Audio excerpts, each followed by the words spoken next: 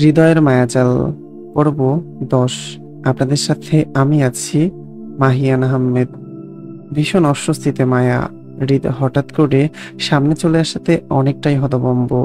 মায়ের ঘুণাক্ষরেও ধারণাতে ছিল না হৃদ আজ দেশে ফিরবে সেটা নিয়ে। মায়া যদি জানতো হৃদ আজ হঠাৎ করেই দেশে চলে আসবে, তাহলে ইহজন্মেও মায়া মুক্তার শ্বশুর বাড়িতে আসতো না। ফ্যাসাদে পড়ে মায়া স্তব্ধের ন্যায় হতবিম্বল হয়ে দাঁড়িয়ে রইল জায়গায়। ভয়ার্ত দৃষ্টিতে এদিক সেদিক ঘুরতেই হৃদের কপালের ভাঁজে শিথিল হলো হঠাৎ। নিজ বাড়িতে মায়ের উপস্থিতিটা হৃদের ধারণাতেও ছিল না। অনাকাঙ্ক্ষিত মায়ের উপস্থিতিতে হৃদ নিজেও খানিকটা চমকিত হলেও গম্ভীর মুখের অতলে তা প্রকাশ করল না। বরং মায়াকে কয়েক পলক দেখে খুব স্বাভাবিক ন্যায় এগিয়ে গেল সিঁড়ির দিকে। গম্ভীর মুখর হৃদ ধূপধাপ পা ফেলে চলল নিজের ঘরে। তখনই হৃদকে দেখে জুইয়ের পাশ থেকে চেঁচিয়ে উঠল ফাহাদের বোন সেজুতি। তাড়াহুড়ো হৃদকে পেছন ডেকে বলল, আরে হৃদ ভাই, তুমি কখন এসেছো দেশে? তুমি কি আজকে এই বাড়িতেই থাকবে আমাদের সাথে? সেজুতির কথায় হৃদ পিছন ঘুরল না আর না উত্তর করলো কোনো কিছু। যেমন হাঁটছিল ঠিক তেমনি হাঁটার গতি বহাল রাখতেই ফের হৃদের কানে আসলো সেজুতির উৎফুল্লতার ডাক। সে তাড়াহুড়োয় হেনা খানকে ডাকছে হৃদের ফিরে আসার খবর দিয়ে। হৃদকে নিঃশব্দে চলে যেতে দেখে স্বস্তির নিঃশ্বাস ফেলল মায়া। এতক্ষণ জানটা গলায় আটকে ছিল যেন। মায়া স্বস্তির হলেও সেজুতির কথায় হৃদকে উত্তর করতে না দেখে ফের মুখ বেঁকে আসলো মায়ার। লোকটা আসলেই বজ্জাত, দিমাগী আর অহংকারী টাইপ। কত সুন্দর করে সেজুতি ডাকলো, অথচ লোকটা ঘুরেও তাকালো না। এমনিতেই মায়াকে অপমান করতে সবসময় মুখ চালিয়ে এগিয়ে আসে, অথচ আজকে চুপ। মায়াকে নিজের বাড়িতে দেখে প্রতিক্রিয়াও করলো না। এত ভালো মানুষ তো এই হৃদ খান নয়। নিশ্চয়ই মায়াকে অপমান করতে খিচুড়ি পাকাচ্ছে মনে মনে। সুযোগ পেলেই যে খোঁচা মারবে নিজের বাড়িতে আসা নিয়ে, সেটাও মায়া বেশ বুঝতে পারছে। মায়াকে এবার সাবধানে থাকতে হবে। ভুলেও এই লোকের সামনে পড়া যাবে না, নয়তো মায়াকে অপমান করতে কতক্ষণ লাগবে এই বজ্জাত লোকের। দেখা গেল বলা নেই কওয়া নেই হুট করে মায়াকে আউট বলে অপমান করে বসলো। তখন মায়া এত রাতে কোথায় আউট হয়ে যাবে এই বাড়ি থেকে? জায়গায় আছে কোথায় যাওয়ার? এত রাতে একা একা মায়ার তো আশুগঞ্জ যাওয়া সম্ভব নয়। তবে যেটা সম্ভব সেটা হলো আপাতত এই লোকের চোখের সামনে না পড়া। মায়া বিগত 2 দিন লুকিয়ে চুরি মায়ার বিগত 2 দিন লুকিয়ে চুরি বেড়াতে হবে এই বাড়িতে হৃদ খানের সামনে পড়তে না চেয়ে। একবার নিজের বাড়ি অবধি পৌঁছাতে পারলে ভুলেও বোনের শ্বশুর বাড়িতে পা রাখবে না আর মায়া। ভাবুন, মায়া ঘাড় ঘুরিয়ে তাকালো হৃদের চলে যাওয়ার দিকে। চলন্ত হৃদ চলে যেতে যেতে কি মনে করে সেও ঘাড় ঘুরিয়ে তাকালো মায়ার দিকে। তৎক্ষণাৎ চোখাচোখি হয়ে গেল দুজনের। অনাকাঙ্ক্ষিত চোখ মিলনের আতঙ্কে আতঙ্কে আটকে উঠল মায়া। আতঙ্কের ন্যায় ধরফড়িয়ে সামনে ঘুরে যেতেই হৃদও ঘাড় ঘুরালো সামনে। হৃদের মুখভঙ্গিমা তখনও গম্ভীর। বোঝার নেই তার মনে আসলে কি চলছে মায়ের উপস্থিতিতে। সেজুতির ডাকে প্রায় সাথে সাথে হেনা খানকেও রান্নাঘর থেকে বেরোতে দেখলো মায়া। হৃদের চলে যাওয়ার দিকে উৎফুল্ল মুখ করে তিনিও সেদিকে ছুটলো হৃদের পিছন পিছন। হেনা খানও বেশ স্বচ্ছ আর নরম মনের মানুষ। এই বয়সে এসেও নিজের পরিবারের তদারকি তিনি নিজের হাতেই করেছেন সবটা। ছেলে মেয়ে নাতি নাতনিদের বিয়ে মেহমানদারি সবকিছু ওনার হাতে। অথচ এত বড় বাড়িতে মায়া হৃদের বাবা মাকে কোথাও দেখলো না, আর না কেউ তাদের কথা কিছু বলছে। মায়া হৃদের বাবাকে বেশ কয়েকবার দেখেছিল চট্টগ্রামে, কিন্তু হৃদের মাকে আজ পর্যন্ত দেখেনি। মায়া বুঝতেও পারছে না আসলে হৃদের মা জীবিত আছেন নাকি মৃত। যদি জীবিত থাকে তাহলে কোথায়? উনি উপস্থিত নেই কেন পারিবারিক অনুষ্ঠানে? তাছাড়া হৃদের বাবাও বা কেন আসলো না নিজের পারিবারিক বিয়েতে? ভাবুক মায়া। ভাবনার মাঝে হেনা খানকে দেখলো হৃদের রুম থেকে সিঁড়ি বেয়ে নিচে নামতে। তাও প্রায় 20 মিনিট পর। হেনা খানের উজ্জ্বল চেহারায় হাসিটা যেন চোখে পড়ার মতন। হয়তো হৃদের উপস্থিতিতে এতটাই খুশি তিনি, তার প্রমাণ ওনার হাস্যোজ্জ্বল মুখে। মায়া বুঝতে পারে না এমন গোমরা মুখর হৃদ খানের উপস্থিতিতে কেউ এতটা খুশিও হতে পারে। নয়তো হৃদের মতন মানুষকে তো সোজা ভাষায় কারোর সাথে কথা বলতেও দেখা যায় না। মায়ের ভাবনার মাঝে ফের সেজুতি ডাকলো, হ্যাঁ, একটু উল্টাপাল্টা, সরি। হ্যাঁ। মায়ার ভাবনার মাঝে ফের সেজুতি ডাকলো, পড়লো কিচেনে। আচ্ছা, যাই হোক। হেনা খান ডাকছে। সেজুতি হাতে ফোনটা নিয়েই দৌড়ালো সেদিকে। মায়া সেজুতির চলে যাওয়ার দিকে এক পলক তাকিয়ে দৃষ্টি ঘোরালো জুইয়ের দিকে। সেই কখন থেকেই জুই ফোনে মত্ত, মিটমিট হাসছে আর চ্যাট করেছে। মায়া যে কিছু জিজ্ঞাসা করবে সেই সুযোগটাই পাচ্ছিল না এতক্ষণ যাবৎ সেজুতির উপস্থিতিতে।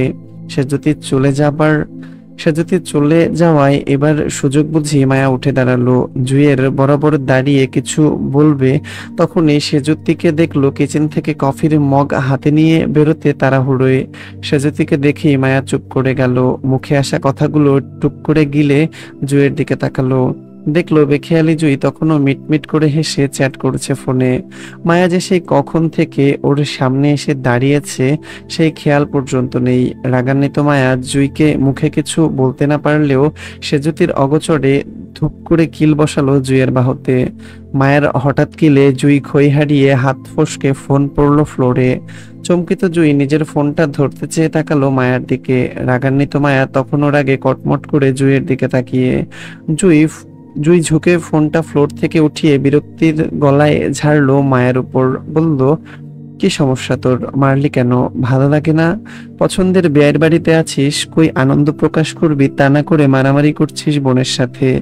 গায়ে বেশি জোর থাকলে গিয়ে হৃদি বেয়াইকে দেখা যা।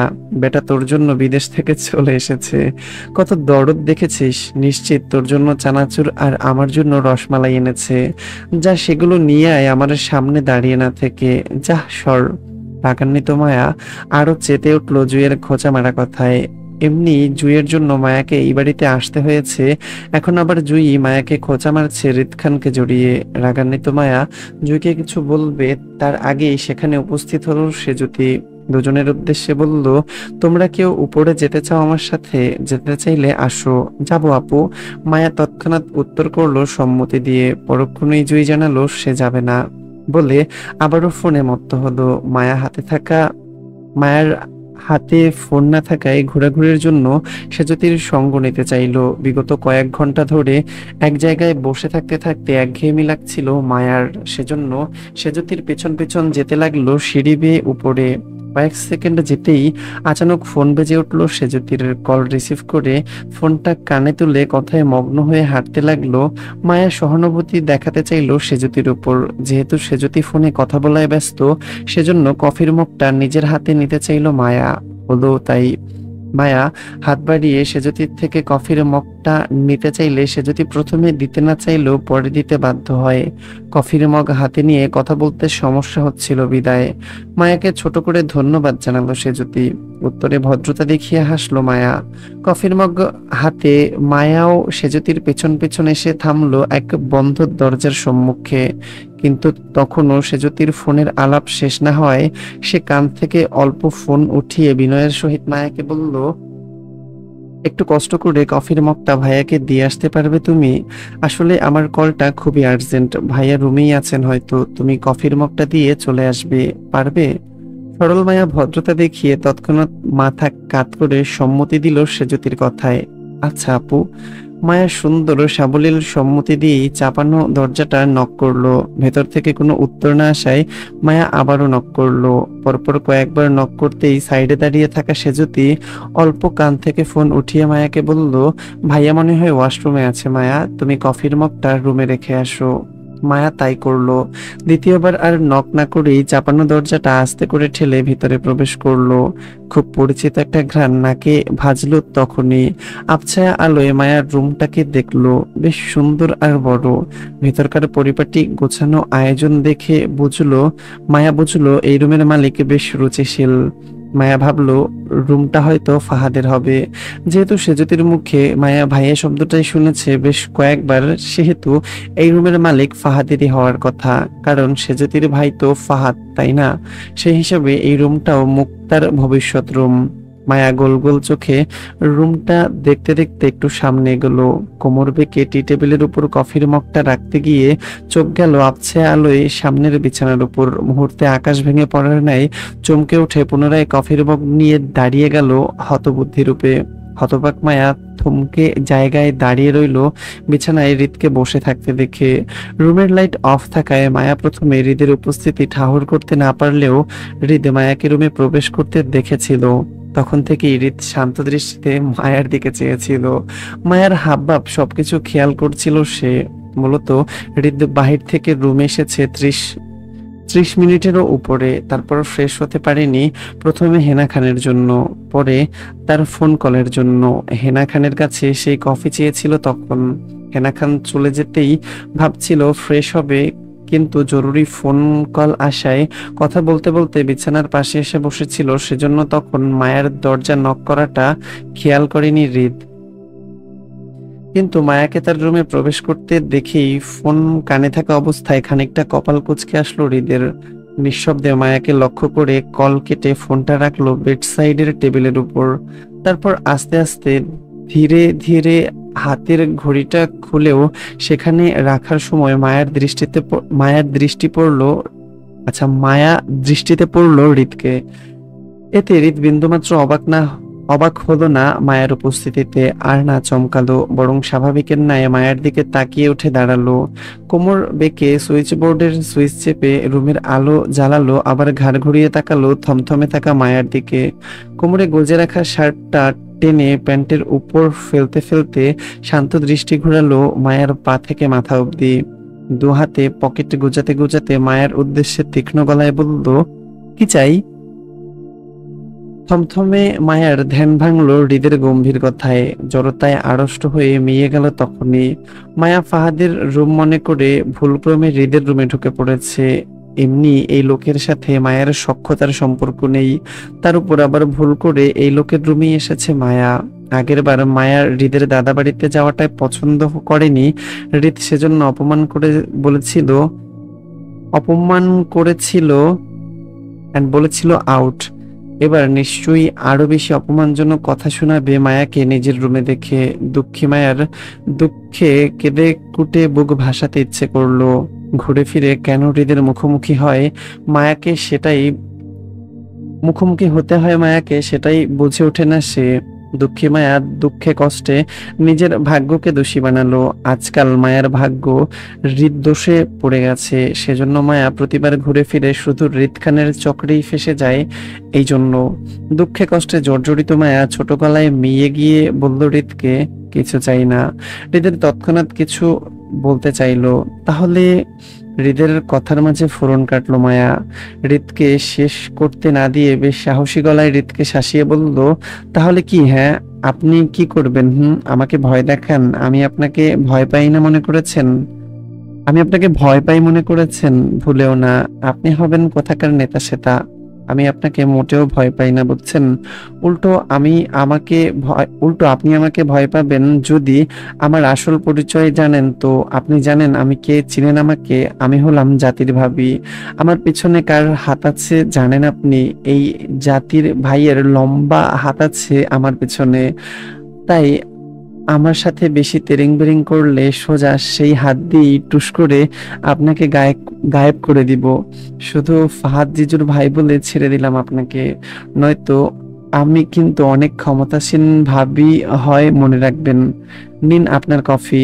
মায়ার লম্বা চওড়া হুমকিতে কপাল কুঁচকে তাকিয়ে রইল হৃদ। মায়া হৃদকে কিছু বলার সুযোগ না দিয়ে তক্ষুনি হাতের কফির মগটা পুনরায় টি টেবিলের উপর রেখে এক প্রকার দৌড়ে পালালো রুম থেকে।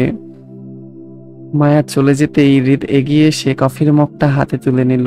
সেটাতে চুমুক দিতে দিতে মৃদু স্বরে আওড়ালো, জাতির ভাবি, ইন্টারেস্টিং। খানবাড়ির মেহমানদারিতে অতিষ্ঠ মায়া একের পর এক এখানে হবে নাস্তা, কিন্তু আমাদের লেখিকা আপু রাস্তা লিখে ফেলছে। খানবাড়িতে মেহমানদারিতে অতিষ্ঠ মায়া একের পর এক নাস্তার পরিবেশন করেই যাচ্ছে মায়াকে, তাও কিছুক্ষণ পর পর। এমনিতেই মায়া বেশি খায়, সারাদিন ঘুরঘুর করে, খাওয়ার বদঅভ্যাস আছে, কিন্তু এই মুহূর্তে খেতে পারছে না জড়তায়।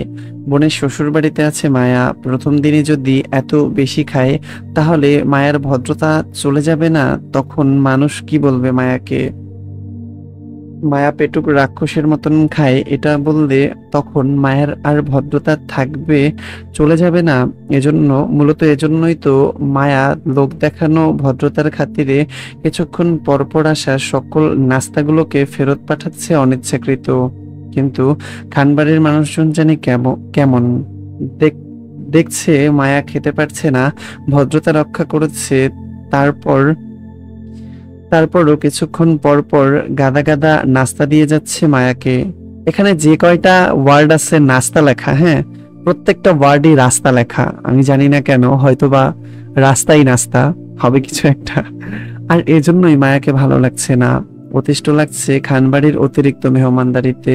আর লাগবেই বা না কেন, চোখের সামনে প্রিয় খাবারগুলো বারবার ফেরত পাঠাতে কার ভালো লাগে? মায়ের কষ্ট হয় না বুঝি? দুঃখী মায়া নিজের সামনে রাখা ট্রে ভর্তি খাবারের দিকে তাকালো, হতাশার দৃষ্টিতে বিরক্তি ঠেলে চোখ ঘুরিয়ে আশেপাশে তাকালো জুইকে খুঁজতে। এই জুইটাকেও আশেপাশে কোথাও দেখা যাচ্ছে না। হয়তো ফাহাদের বোন সেজুতির সাথে কোথাও গিয়েছে। মায়াও যেতে চেয়েছিল ওদের সাথে, কিন্তু জুই বলল ও নাকি ওয়াশরুমে যাবে, আবার এক্ষুনি চলে আসবে বলে মায়াকে অপেক্ষা করতে বলেছে। মায়াও সেই সন্ধ্যা থেকে এই খানবাড়ির ড্রয়িং রুমের সোফায় বসে থাকতে থাকতে মায়ার কোমর লেগে আসছে ব্যথায়। অতিষ্ঠ মায়া বিরক্তিতে উঠতেও পারছে না ভদ্রতা দেখিয়ে, কোথায় কোন দিকে যাবে সেটাও বুঝতে পারছে না। যাবে একটু উঠেছিল সেজুতির পেছন পেছন, কিন্তু হৃদের ভয়ে ফের এখানে এসে বসেছে পুনরায়। তাছাড়া মায়া এখানকার কোনো কিছুই চেনে না।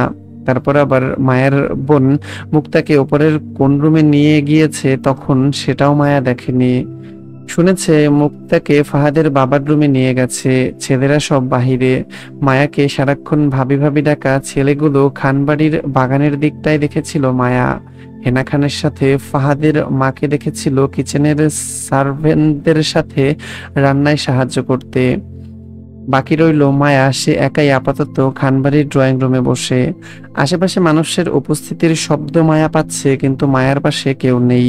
নিঃসঙ্গ মায়া অতিষ্ঠ হয়েই একটা সময় সোফায় বসে মোচড়ামুচড়ি শুরু করলো বিরক্তিতে। কি করবে ভেবে না পেয়ে খাবারের দিকে তাকালো। খাবে কি না তা খাবে কি খাবে না তা নিয়েও দ্বিধায় ভুগলো। মায়া নিজের বাসায় থাকলে এতক্ষণে সবগুলো নাস্তাই মায়ের পেটে চালান হয়ে যেত, কিন্তু বোনের শ্বশুর বাড়িতে ভদ্রতা দেখাবে নাকি খাবে তাই নিয়েও ভাবলো।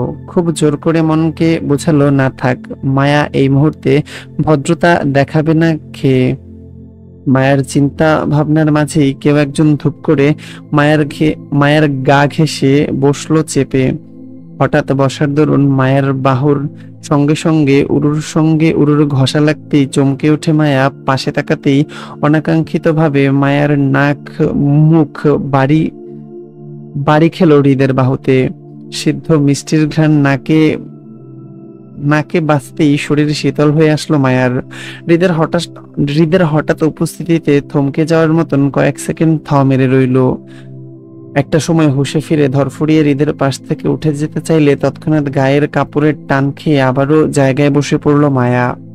অস্বস্তিতে মায়া তৎক্ষণাৎ নিচে তাকিয়ে লক্ষ্য করতেই বুঝতে পারলো মায়ার ওড়না সহ চুড়িদার ফ্লকের কিছু অংশে হৃদ বসে আছে গা এলিয়ে সোফায়। আতঙ্কিত মায়া হৃদের এত কাছে বসে থাকতে অস্থিরের ন্যায় ছটফট করে টানাটানি শুরু করলো নিজের কাপড় হৃদের নিচ থেকে ছাড়াতে। হৃদ মায়ার দিকে তাকালো না, আর না মায়া কাপড় ছাড়লো বসা থেকে বরং মায়ের কাপড় ছাড়লো বসা থেকে, বরং গা এলিয়ে সোফায় বসলো। ভাবখানা এমন, হৃদের পাশে আপাতত কেউ নেই, আর না হৃদ কাউকে দেখতে পারছে। তখনই হৃদ গলা ছেড়ে হেনা খানকে ডেকে বলল হৃদকে পুনরায় কফি দিতে। হৃদ হেনা খানকে ডাকায় অধৈর্যের ন্যায় অস্থির হলো মায়া। হেনা খান ওদের দুজনকে খোলামেলা গা ঘেঁষাঘেঁষি করে বসে থাকতে দেখলে নিশ্চয়ই খারাপ ভাববে মায়াকে। অস্থির মায়া নিজের কাপড় দুহাতে টেনে হৃদের উদ্দেশ্যে ছোট গলায় বলল ছাড়ুন। মায়ার ছোট গলায় হৃদ ঘাড় ঘুরিয়ে তাকালো মায়ার দিকে। তৎক্ষণাৎ চোখাচোখি হলো অস্বস্তিতে মিয়ে যাওয়া মায়ার দু চোখের সাথে। জড়তায় মায়া প্রথমবারের মতন হৃদকে এত কাছ থেকে লক্ষ্য করলো। হৃদ খান আসলেই সুন্দর, শুধু সুন্দর নয়, বলতে গেলে বাড়াবাড়ি রকমের আকর্ষণের সুন্দর এই লোক হৃদ খান। সবচেয়ে সুন্দর এই লোকের চোখ গুরুগম্ভীর আর মারাত্মক নেশালো, জবান নয় যেন চোখ কথা বলে তার। এই যে সদ্য গোসল করে আধ ভেজা চুলে আর গায়ে চলে এসেছে, এতে হৃদকে আরো স্বচ্ছ আর স্নিগ্ধ সুন্দর লাগলো মায়ার চোখে। এই যে হৃদের ঘাড় বেয়ে নামা ফোঁটা পানিতেও মায়ের চোখ গেল। বুকের পাশের হালকা ভেজা কালো টি শার্টেও তো প্রথম নজর পড়েছিল মায়ার। লোকটা আসলেই সুন্দর, শুধু একটু বদমেজাজির রাগটা আছে, সেটা ছেড়ে দিলেই একদম পারফেক্ট লাগতো। হৃদ মায়াকে মনোমুগ্ধের ন্যায় নিজের দিকে তাকিয়ে থাকতে দেখে তার কপালের ভাঁজে শিথিল হয়ে আসলো। তখনই মায়ার ধ্যান ভাঙাতে তীক্ষ্ণ গলায় বলল, নজর দিয়ে লাভ নেই, আমি অলরেডি বুকড বিআইন। হৃদের কথায় থতমত খেয়ে তৎক্ষণাৎ দৃষ্টি লুকাতে আশেপাশে তাকালো মায়া। চুরি ধরা পড়ার মতন অস্বস্তিতে মিয়ে আবারও নিজের কাপড় টেনে হৃদকে বলল, ছাড়ুন প্লিজ। হৃদ ভ্রু উঁচিয়ে তাকালো প্রশ্নোত্তর দৃষ্টিতে। মায়া হৃদকে নড়তে না দেখে ফের নিজের কাপড় টেনে তাকালো হৃদের দিকে। চোখাচোখি হয়ে যেতেই মায়া নিজের দৃষ্টি নিচু করে ফের কাপড় টেনে বলল, কি হলো, ছাড়ুন প্লিজ। এখনো তো ধরতেই পারিনি, ছাড়বো কখন? তাছাড়া আপনি আমার বাড়িতে কি করেন? শুনলাম আপনি নাকি আমার নতুন বেআইন হয়েছেন, কথাটা কি সত্য? হুম, তাহলে শুনেন, সলিড একটা কথা বলি। আপনি দরদ দেখিয়ে দুলা ভাইয়ের ভাই মনে করে আপনি দরদ দেখিয়ে দুলা ভাইয়ের ভাই মনে করে আমাকে ছেড়ে দিলেও আমি ফাহাদের শালি মনে করে আপনাকে কখনোই ছাড়বো না। এর জন্য আপনার জাতির ভাইকেও আমি দেখে নিব, সমস্যা নেই। আর রইলো আপনার কথা, তাহলে প্রথমে বলে রাখি, বোনের শ্বশুর বাড়ি মনে না করে নিজের শ্বশুর বাড়ি মনে করেও চলতে পারেন, এতে আমার কোনো সমস্যা নেই। কিন্তু আপনার অতিরিক্ত টই টই নিয়ে সমস্যা আছে। দুলাভাই বা আদার্স পাবলিক যাদেরকে আপনি নতুন নতুন বেয়াই বলে চিনেন, আপাতত তাদের সাথেও ঘোরাঘুরি নিষেধ। মানে হেলদি দূরত্ব বজায় রাখবেন তাদের সাথে, নয়তো ওই যে বললাম সবাইকে দেখে নিব, সে দলে আপনি থাকবেন। কিন্তু আরেকটা কথা, নাইস কালার, কালো রংটা বেশ মানিয়েছে আপনার সাথে, আই লাইক ইট। তবে নেক্সট টাইম লালের সাথে লাল পরবেন, তাহলে আরো সুন্দর দেখাবে। লাস্ট কথাটা দুষ্টুমির ছলে বলেই সামনে ঘুরে গেল হৃদ। হতবাক মায়া হতবুদ্ধি হয়ে থ মেরে বসে রইল। প্রথম হৃদের হুমকি ধামকিগুলো মাথায় আসলো না। সে কেন নিজের দুলাভাই বা বিআইদের কাছ থেকে দূরে থাকবে, তাও এই লোকের কথায়। বোনের শ্বশুর বাড়িতে এসেছে, বিআইদের সাথে আড্ডা দিবে, এটাই তো স্বাভাবিক, তাই না? সে কেন হৃদ খানের কথা শুনতে যাবে? আশ্চর্য। তাছাড়া এই লোকের চোখেও সমস্যা আছে। মায়া এই মুহূর্তে টকটকা লাল রঙের ড্রেস পরে আছে, অথচ এই লোক বলছে মায়াকে কালো রঙে মানিয়েছে বেশ। আজব পাবলিক ঠিকঠাক কালারও চেনে না। হেনা খানকে এগিয়ে আসতে দেখে মায়া আস্তে করে সরে বসলো, কারণ ততক্ষণে হৃদ মায়ের কাপড় ছেড়ে দিয়েছিল। হেনা খানের আসার প্রায় সাথে সাথেই জুই আর সেজদিও উপস্থিত হলো সেখানে। মায়ার পাশে জুইকে বসতে দেখে রাগে মুখ বাঁকালো মায়া। জুই জুই মায়ার মাথায় টোকা দিতেই, চোখ গরম করে তাকাতেই জুই আবারও মায়ার মাথায় গাঁট্টু মেরে বলল, বলদি তোর কালো ফিতা দেখা যাচ্ছে কাঁধে, সেটা ভেতরে ঢোকা, নয়তো কারোর চোখে পড়বে।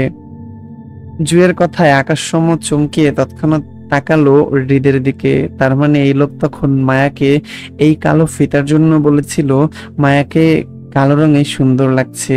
গাঢ় লজ্জায় তখনই মিইয়ে গেল মায়া। অথচ হৃদ খান মায়াকে এত বড় কথা বলে দিব্যি সে তার কফির মগ চুমুক দিতে ব্যস্ত। পাশেই হেনা খান অনেক কিছু বলছে তাকে, সে হ্যাঁ না উত্তর করছে, শুধু শুধু গম্ভীর চিত্তে শুনে যাচ্ছে গম্ভীর চিত্তে শুনে যাচ্ছে।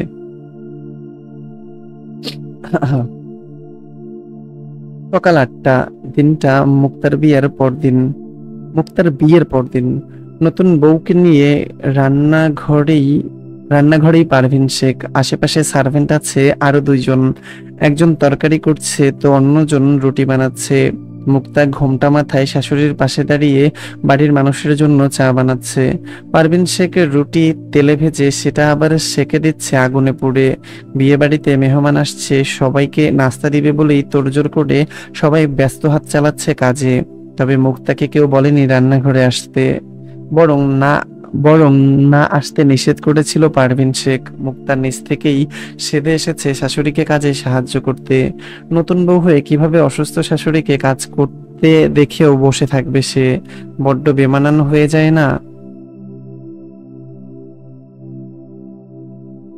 তাছাড়া বাড়ির মানুষজন, বিশেষ করে মুক্তার মা, পই পই করে ওকে বুঝিয়ে দিয়েছে শ্বশুরবাড়ির লোকজন ঘুম থেকে ওঠার আগেই যেন মুক্তা রান্নাঘরে উপস্থিত থাকে, অসুস্থ শাশুড়িকে যেন হাতে হাতে কাজে সাহায্য করে। মুক্তা বরাবরই নরম ও বুঝদার মেয়ে, বড়রা যা বলবে তাই করে। এজন্য পারভিন শেখের বারবার নিষেধ করার সত্ত্বেও রান্নাঘর থেকে যায়নি মুক্তা।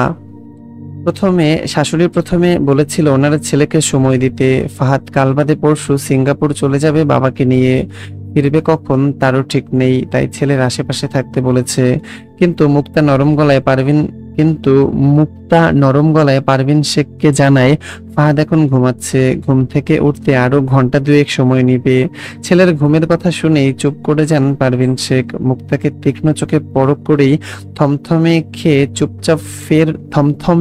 চুপচাপ ফের হাতের খুন্তিতে পুরোটা ভাজেন। মৃদুস্বরে আদেশ করেন তিনি, তাহলে তুমিও গিয়ে ঘুমাও, আমি সার্ভেন্ট দিয়ে খাবার রুমে পাঠিয়ে দিব, যাও। শাশুড়ির কথায় বেশ লজ্জায় আড়ষ্ট হয়ে মাথার ঘোমটা টেনে জড়তার চোখে এদিক সেদিক তাকালো মুক্তা। তখনই চোখাচোখি হলো তরকারি করতে থাকা কাজের মহিলা ফুলমতির সঙ্গে। অর্ধবয়স্ক ফুলমতি ওকে দেখেই মিটমিট হাসছিল। সেজন্য ইতস্ততা জড়িয়ে মুক্তা শাশুড়ির দিকে ঘুরে মিনমিন গলায় বলল, আমি আপনার পাশে থাকি আম্মু, আমার সকালে ঘুমানোর অভ্যাস নেই। আর কিছুই বলল না পারভিন শেখ, চুপচাপ নিজের কাজে হাত চালালো। শাশুড়ির নীরব সম্মতি দেখে মুক্তা চায়ের কেটলিতে হাত বাড়ালো। 70-এর ঊর্ধ্বে বয়স্ক হেনা খানও বসে নেই। তিনি মূলত ডাইনিং এ খাবার রাখছে একের পর এক। পাশেই সার্ভেন্ট রূপী অল্প অল্প সময়ই মালা ট্রে হাতে দাঁড়িয়ে ওনাকে সাহায্য করেছে। তখনই দেখলো হৃদকে ফর্মাল ড্রেস আপে সিঁড়ি বেয়ে নামতে। হেনা খানের চোখ সেদিকে পড়তেই হৃদকে ডাকলো নাস্তা করতে। হৃদ হাত ঘড়িতে সময়টা এক পলক দেখে নিয়ে ড্রয়িং রুমের মেইন দরজার দিকে যেতে যেতে বলল, এখন না দাদি, একটু পর। আয়ন আসছে জরুরি কাজে, সেটা শেষ করেই করব। হেনা থেমে যায়, শুধু বলল, তাহলে কফি করে দিব তোকে, খাবি? পাঠাবো? হৃদ চলে যেতে যেতে বলল, পাঠাও। সকাল সকাল খানবাড়ির বাগানে বিচরণ মায়ার। নতুন বাড়ি, নতুন পরিবেশ দেখে রাতেও তেমন ঘুম হয়নি। এজন্য সকাল সকাল ঘুম থেকে উঠেই খানবাড়ির বাগানে হাঁটাহাঁটি করতে চলে এসেছে। খানবাড়ির বাগানটা বেশ মনে ধরেছে মায়ার, বেশ সুন্দর আর পরিপাটি। বাগানের মাঝে একটা ছোটখাটো বাংলো দেখেছে মায়া। খোলা বাংলোতে আবার আধুনিকতা সোফায়ও ফেলে বসার মতন সুন্দর পরিবেশ করে রেখেছে খানবাড়ির মানুষ। মায়া আর সেদিকটায় যায়নি, বরং উল্টো পথে হাঁটলো। বাগানের মালিকদের বাগান চর্চার কাজ করতে দেখা গেল, সেদিকটায় এগোতে চাইলো মায়া। অল্প এগোতে দেখলো আরাফ খানকে। তিনি সাদা ফতুয়া গায়ে জড়িয়ে হাতে লাঠিভর করে দাঁড়িয়ে বাড়ির মালিকদের এটা সেটা আদেশ করছে বাগান পরিচর্যায়। ওনাকে দেখেই মনে হচ্ছে বেশ বিরক্ত মালিদের উপর তিনি। মায়া আরাফ খানকে এর আগেও বেশ কয়েকবার দেখেছিল, কথাও হয়েছে দুজনের টুকটাক। তবে বেশিরভাগ সময়ই মায়াকে মজার ছলে হেনস্থা করেছেন তিনি। এই যেমন কাল যখন জানতে পারলো মায়াই মুক্তার বোন হয়, তখনই বেশ রসিয়ে মজা করেছিল মায়ার সঙ্গে ব্রাহ্মণবাড়িয়ার বিখ্যাত ঝগড়ার খেতাব নিয়ে। মায়া অবশ্য হ্যাঁ তেমন কিছুই বলেনি বিয়ে বাড়ির মানুষজন দেখে। কিন্তু আজ মায়া নিজ থেকে আরাফ খানের সঙ্গে কথা বলতে চাইলো। আরাফ খানকে অনুসরণ করে সেদিকে পা বাড়াতেই ধপাস করে মুখ থুবড়ে পড়লো পায়ের নিচে ইট বেজে। বাগানের ইটের সরু রাস্তায় পড়ে যাওয়ায় দুই হাতের কুইন আর দুই হাতের হাঁটু ঝিমঝিম করে উঠলো তক্ষুনি ব্যথা দিয়ে। কেউ দেখার আগেই তাড়াহুড়ো করে উঠে বসলো মায়া। লং হাতার চুড়িদার জামার উপর দিয়ে এক হাত দিয়ে অন্য হাতের কুইন চাপলো ব্যথায়। মুখ কুচকে ইসিস বলে বুলি আউড়িয়ে হাতের তালুতে কুইন ঘষতেই তখনই মুখের সামনে বাড়ালো কারোর পুরুবেশটি শক্ত পোক্ত হাত। মায়া চমকে মাথা তুলে তাকাতেই চোখে পড়ল কুচকানো দুটো চোখের শীতল দৃষ্টি। অসময়ে হঠাৎ অপরিচিত মানুষের সামনে মুখ থুবড়ে পড়ে যাওয়ায় ইজ্জত ইজ্জত, আচ্ছা মায়ার ইজ্জত লাগলো বেশ, কিন্তু আমি আসলে না আপনাদেরকে বুঝাইতে পারতেছি না ওয়ার্ডগুলা ঠিক কতটা এলোমেলো। আমি আসলে বইয়েরটা পড়তেছি না, আমি পড়তেছি হচ্ছে যেটা আর কি অনলাইন ভার্সন আছে ওই অনলাইনটা, তো এর জন্য অনেকটাই এলোমেলো, হয়তো বা বই অনেক সুন্দর করে গুছিয়ে লেখা। যাই হোক, সামনে পড়ি, এভাবে অগোছালো ভাবে পড়তেছি, কিছু করার নেই।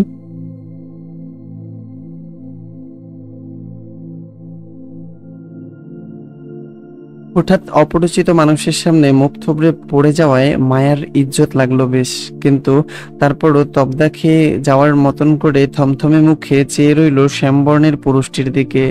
অপরিচিত লোকটিকে মায়ার বেশ পরিচিত মনে হলো, কিন্তু কোথায় দেখেছে লোকটাকে সেটা মনে করতে চেয়ে তাকিয়ে রইল লোকটার দিকে। তক্ষুনি গম্ভীর মুখ খুলল শ্যামবর্ণের লোকটা, নিজের হাত হালকা নাড়িয়ে মায়াকে বলল, কি হলো মিস, উঠে আসুন। এইভাবে বসে থাকলে অবশ্যই আশেপাশের সবাই জেনে যাবে আপনি নিজের পায়ের সঙ্গে বেজে পড়ে গেছেন, তখন সেটা শুনতে ভালো দেখাবে না। বিষয়টা লজ্জাজনক হতে পারে আপনার জন্য, তাই কেউ দেখার আগেই আপনার আমার হাত ধরে উঠে দাঁড়ানো উচিত। আমতা আমতা করে অপরিচিত লোকটার হাত চেপে উঠে দাঁড়ালো সে, লজ্জায় জড়িয়ে আমতা আমতা করে ধন্যবাদ জানালো ছোট করে। লোকটা মায়ের দিকে তীক্ষ্ণ চোখে চেয়ে হাতের ঘড়িটার সময় দেখে নিল, তারপর পকেটে দুটো হাত গুজে দিতে দিতে বলল, আমি যদি ভুল না হই তাহলে আপনি ফাহাদের শালী হবেন, রাইট? মায়া মাথা নাড়িয়ে সম্মতি জানালো, তবে পর মুহূর্তে প্রশ্ন করে বলল, আপনি কিভাবে বুঝলেন? আন্দাজে ঢিল মেরেছি, তবে সঠিক হয়ে গেল। সম্পর্কে আপনি আমার বেআইন হন, সেই সুবাদে আপনাকে একটা ভালো পরামর্শ দিই ফ্রিতে। এইভাবে হুটহাট পাবলিক প্লেসে পড়ে যাবেন না কেমন? হাঁটতে না জানলে রোজ সকালে নিয়ম করে হাঁটাহাঁটি করবেন, দেখবেন একদিন ঠিকঠাক হাঁটতে শিখে গেছেন। তারপরও এইভাবে হুটহাট পাবলিক প্লেসে সুন্দরী মেয়েদের পড়ে যাওয়া নিষেধ, মনে থাকবে। মায়ের কি হলো কি জানি, লোকটার কথায় সুন্দর করে ঘাড় কাত করে সম্মতি জানালো। সুন্দর মুখের লোকটার এদিক সেদিক তাকালো, তারপর আবার মায়ের দিকে তাকিয়ে তাড়াহুড়োয় ফের সময় দেখে বলল, সম্পর্কে যেহেতু বেআইন হয়েছেন তাই আমাদের আবারও দেখা হবে। আবার বলতে বারবার দেখা হওয়ার চান্সও আছে। এখন আসি, তবে আমার কথাগুলো মনে রাখবেন কেমন? মায়া সুন্দর করে সম্মতিস্বরূপ ঘাড় কাত করতেই লোকটা তাড়াহুড়ো করে মায়াকে পাশ কাটিয়ে সামনের দিকে পা বাড়ালো। কি মনে করে লোকটা ফের পেছন ফিরে তাকাতেই মায়ার সাথে চোকাচোকি হয়ে গেল। মায়া লজ্জায় মিয়ে যেতেই লোকটা তাড়াহুড়োয় মায়াকে মনে করিয়ে দিয়ে বলল, আর হ্যাঁ, ওই যে বললাম সুন্দরী মেয়েদের হঠাৎ রাস্তায় পড়ে যেতে নেই, সেটাও কিন্তু মনে রাখবেন, বুঝেছেন? মায়া এবারও লজ্জিত মুখে সম্মতিস্বরূপ ঘাড় কাত করলো, মৃদুস্বরে আওড়ালো, জি আচ্ছা। তাড়াহুড়োয় আয়ান কয়েক কদম এগোতেই হঠাৎ সম্মুখে পড়ল জুই। অল্পের জন্য দুজনের শরীরের স্পর্শ লাগেনি, এর আগেই সতর্কতার সহিত ছিটকে পড়ল জুই। পথে বিঘ্ন ঘটায় বিরক্তের সহিত তাকালো আয়ন। চোখে বাজলো জুইয়ের সদ্য ঘুম থেকে ওঠা স্নিগ্ধ মুখটা। কপাল কুঁচকে জুইকে এক পলক দেখেই তৎক্ষণাৎ পিছনে তাকালো আয়ন মায়ের উদ্দেশ্যে। ততক্ষণে মায়াকে দেখা গেল আরাফ খানের দিকে হেঁটে যেতে। জুই অনুতপ্ত গলায় শুধালো, সরি ভাইয়া, আমি আসলে আপনাকে। জুইয়ের কথার মাঝে আয়ন ঘুরে তাকালো ওর দিকে। জুইকে নিজের কথা শেষ করতে না দিয়ে তীক্ষ্ণ গলায় প্রশ্ন করলো আয়ন, দুইজন কি টুইন্স? আয়নের প্রশ্ন বুঝতে না পেরে অবুঝ গলায় শুধালো জুই, জি। আয়ন কি মনে করে আবারও পেছন ঘুরে তাকালো মায়ার দিকে। মায়াকে দেখা গেল আরাফ খানের পাশাপাশি দাঁড়িয়ে কথা বলতে। খুব স্বাভাবিক নয় আয়ন সেই দিকে দৃষ্টি ঘুরিয়ে তাকালো জুইয়ের কৌতূহলী ভরা মুখটার দিকে। আয়ন আবারও শিওর হওয়ার জন্য বলল, আমি যদি ভুল না হই তাহলে আপনি ফাহাদের দ্বিতীয় শালী আর মায়ার বোন, রাইট? কৌতূহলী জুই হতবাক স্বরূপ মাথা নাড়িয়ে সম্মতি দিল। অপরিচিত একটা ছেলেকে নিজেদের পরিচয় সম্পর্কে জানতে পেরে বিস্মিত হলো। অবাক স্বরে প্রশ্ন করল জুই, আপনি মায়াকেও চিনেন কিভাবে? দারুণ হাসলো আয়ন। হৃদকে দেখলো খানবাড়ির 3 তলা থেকে বের হতে, সেদিকে পা বাড়াতে চেয়ে খুব স্বাভাবিক গলায় আদেশ জারি করলো জুইয়ের উদ্দেশ্যে, বলল, জানতো বিয়ান সাহেবা, আমার জন্য এক গ্লাস পানি আর একটা হট কফি নিয়ে আসেন। আজ সকাল সকাল কাজের তাড়াহুড়োয় বের হয়ে পড়েছিলাম, তাই কিছুই খাওয়া হয়নি আমার। তবে হ্যাঁ, পানিটা অবশ্যই কুসুম গরম পানি নিয়ে আসবেন। কেমন আমার গলায় সমস্যা হচ্ছে, এজন্য গরম পানি পান করতে হচ্ছে। জানতো, দ্রুত নিয়ে আসেন। গমগমে আদেশ করি আয়ন হৃদের দিকে আগালো। হতভম্ব জয়ী হতবুদ্ধি হয়ে দাঁড়িয়ে রইল আয়নের যাওয়ার দিকে তাকিয়ে। চেনা নেই জানা নেই একদম অপরিচিত একটা লোক এসে এমনভাবে জয়ীকে কাজের আদেশ করলো যেন শত যুগ ধরে চেনা মানুষটি জুঁইয়ের। অথচ জুঁই যে এই বাড়িতে নতুন মেহমান সেদিকেও খেয়াল করলো না লোকটা। এখন জুঁই কাকে গিয়ে বলবে গরম পানি আর হট কফি দিতে? যদি কেউ জিজ্ঞাসা করে কার জন্য, তাহলে কি নাম বলবে জুঁই? লোকটার নামও তো জানে না জুঁই। খানবাড়ির সাথে লোকটার কি সম্পর্ক সেটাও বুঝতে পারছে না। তবে লোকটা যে ফাহাদ ভাই টাইপের কিছু একটা হবে সেটা বেশ বুঝতে পারছে কিছুক্ষণ আগের জুঁইকে বেআইন সাহেবা বলে সম্বোধন করায়। জুঁইকে তবদা খেয়ে দাঁড়িয়ে থাকতে দেখে আয়ন ফের চলে যেতে যেতে তাড়া দিয়ে বলল, কি হলো জুঁই, দাঁড়িয়ে আছেন কেন? আমাকে নিয়ে পরে ভাববেন, এখন দ্রুত যান। আমার মাথা পেইন দিচ্ছে আপনার কফির জন্য। হতবাক জুঁইয়ের বিশ্বতা আকাশ ছুলো আয়নের কথায়। লোকটা জুঁইয়ের নামও জানে, সর্বনাশ। হতবুদ্ধি জুঁই তৎক্ষণাৎ ছুটলো বাড়ির ভেতরের দিকে। ফিরে এলো ট্রেতে করে কুসুম গরম পানি আর হট কফি নিয়ে। ততক্ষণে আয়ন হৃদের সাথে কথা বলায় ব্যস্ত। জুঁইয়ের ইতস্ততা বোধ করে সেদিকে আর আগালো না, বরং হৃদের ছেলেদের একজনকে ডেকে ট্রে তুলে দিল তাদের হাতে আয়নকে দিতে। ছেলেটির কফির ট্রে হাতে নিয়েই তৎক্ষণাৎ বাড়ির দিকে দৌড় লাগালো জুঁই। ছেলেটিরকে কফির ট্রে হাতে দিতেই তৎক্ষণাৎ বাড়ির দিকে দৌড় লাগালো জুঁই। আপাতত সেজুতির রুমটা জুঁইয়ের স্বস্তির মনে হলো।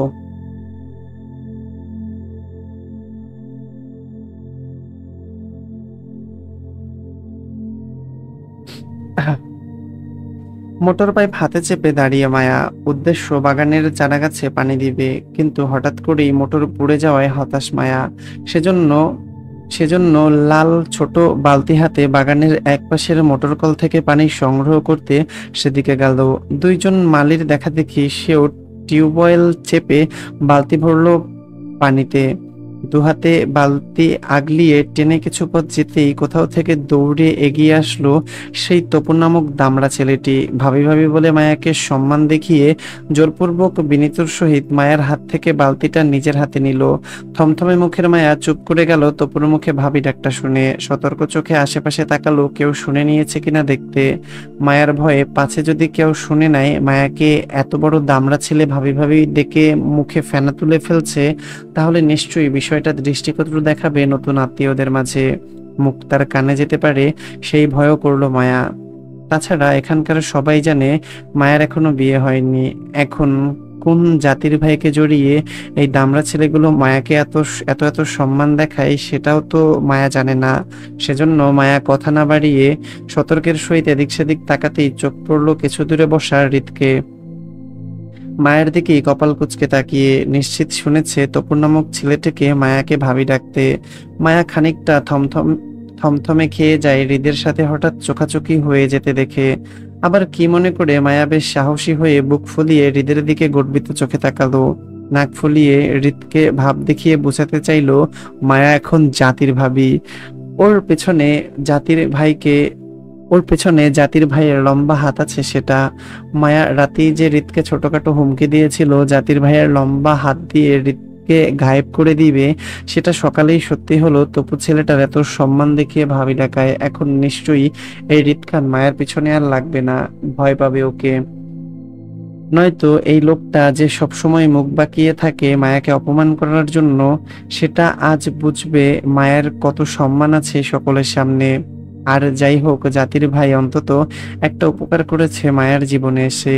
এই যে মায়া এখন হৃদ খানকে নির্ভয়ে নাক দেখিয়ে চলবে, সেটা একমাত্র এই জাতির ভাইয়ের জন্যই হলো, তাই না? এজন্য তো অন্তত মায়ের উচিত এই জাতির ভাইকে একটা ধন্যবাদ দেওয়ার। ক্ষমতাসীন মায়া নিজের ভাবনা ছেড়ে হৃদকে নিজের ক্ষমতা দেখিয়ে মুখ বাঁকিয়ে চলে গেল তপুকে অনুসরণ করে। মনে মনে শপথ করলো আজ থেকে এই হৃদ খানকে ভুলেও ভয় পাবে না, কারণ হৃদ খান থেকে মায়ার ক্ষমতা অনেক বেশি। মায়া কত সম্মান এই দামড়া দামড়া ছেলেগুলোর সামনে, মায়ের কত সম্মান এই দামড়া দামড়া ছেলেগুলোর সামনে।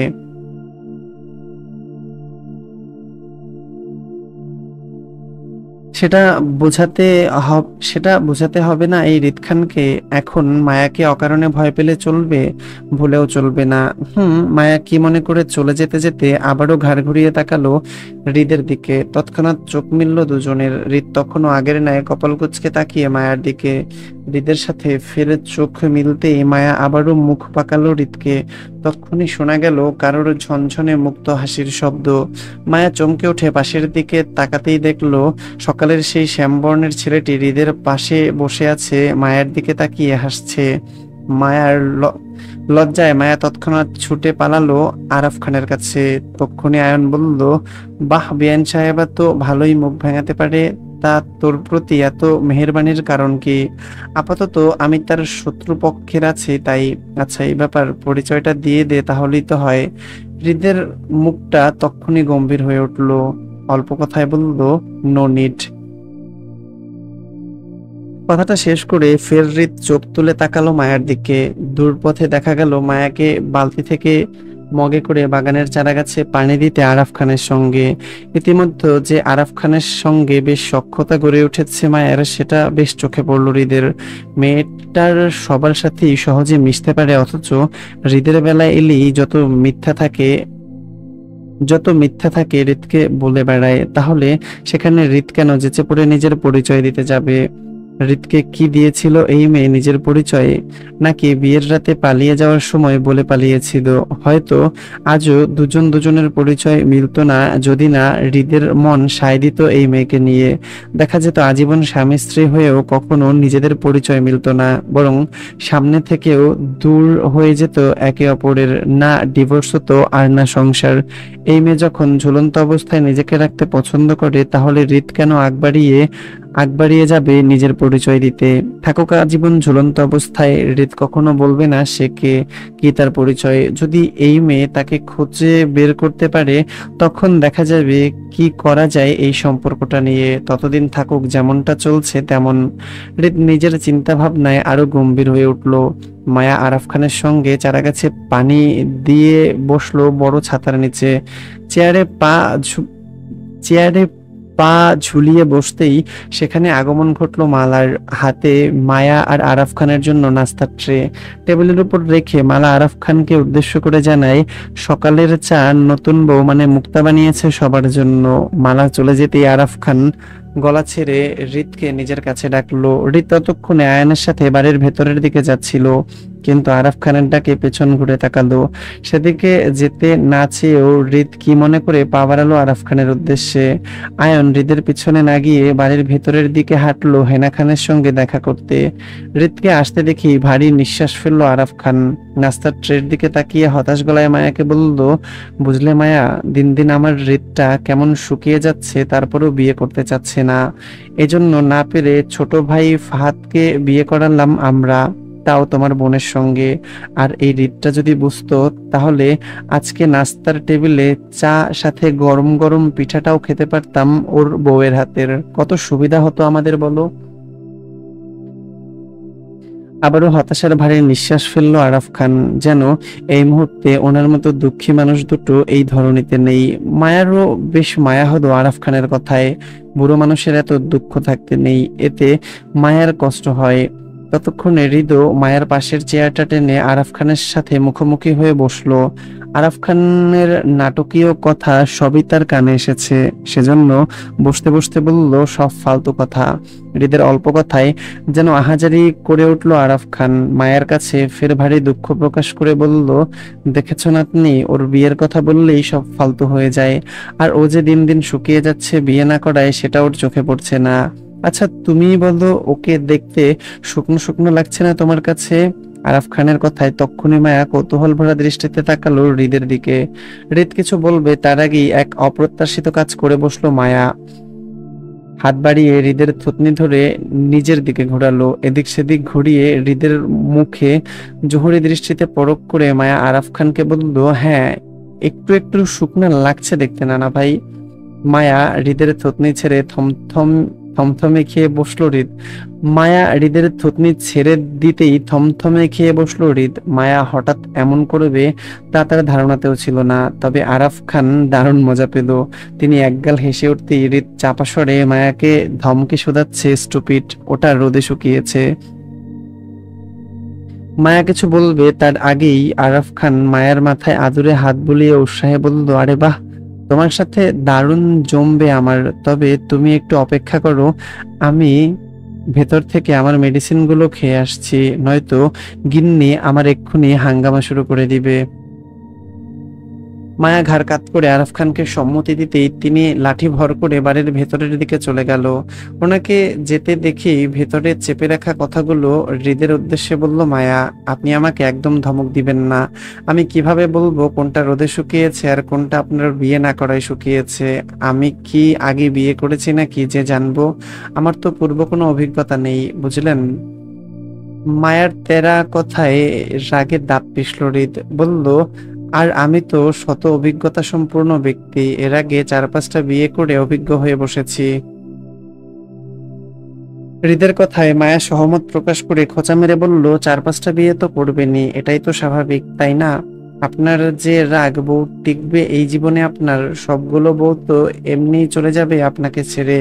আমি আগেই ভেবেছিলাম আপনি এমন কিছুই করবেন। এখনো সময় আছে, ভালো হয়ে যান। তা না হলে শুধু 4-5টা বিয়ে কেন, এর পরে 10-12টা বিয়েও করতে হবে যদি না শুধরান। তারপরও একটা বউ থাকবে না দেখবেন। মায়ের কথায় হৃদ চুপ হয়ে গেল। এই মেয়ে তার কথা কোথায় থেকে কোথায় নিয়ে গেল। এখন হৃদ কিছু বললে আরো উল্টো তাকেই পাগল বানাবে এই মেয়ে। তাই হৃদ মায়ার কথার তাই হৃদ মায়ার কথায় মায়াকে ফাঁসিয়ে দিয়ে বলল, যাক, অবশেষে কেউ আমার দুঃখ বুঝলো। বুঝলেন বেআইন সাহেবা, আমি সত্যি অনেক দুঃখে আছি। আমার বউ থাকছে না আমার কাছে, বিয়ে করেও রাতে বউ ছাড়া ঘুমাতে হচ্ছে। এদিকে ছোট ভাই বিয়ে করে নিল, অথচ আমার বউ আমাকে এখনো স্বীকারই করতে চাচ্ছে না, উল্টো আমাকে তার শত্রু ভাবে। এদিকে শীতও চলে এসেছে, রাতে যে বউকে জড়াজড়ি করে ঘুমাবো তারও কোনো উপায় নেই।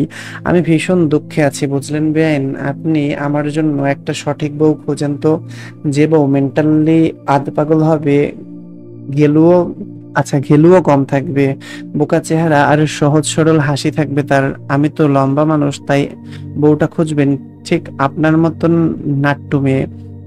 আসলে ছোট বউকে তুলে আসলে ছোট বউকে কোলে তুলে কিস করার ফিলিংসই আলাদা, আহা। আর এজন্য আমার ছোট বউই লাগবে কনফার্ম। তারপর এই যে আমার গায়ের রংটা হলো ফর্সা, এজন্য বউয়ের গায়ের রং মিলিয়ে মিলিয়ে হতে হবে হলুদ, একদম আপনার মতন। তারপর এই যে আপনি আমার দিকে তাকান। মায়ের থুতনি ধরে হৃদ নিজের দিকে ঘুরিয়ে মায়ের নাক মুখ দেখিয়ে আবার বলল, হৃদ এই যে আপনার মতন নাক, ঠোঁট, মুখ, গাল, চোখের ভিতরের কালো তিল, একদম সবকিছুই এই রকমের হলেই চলবে।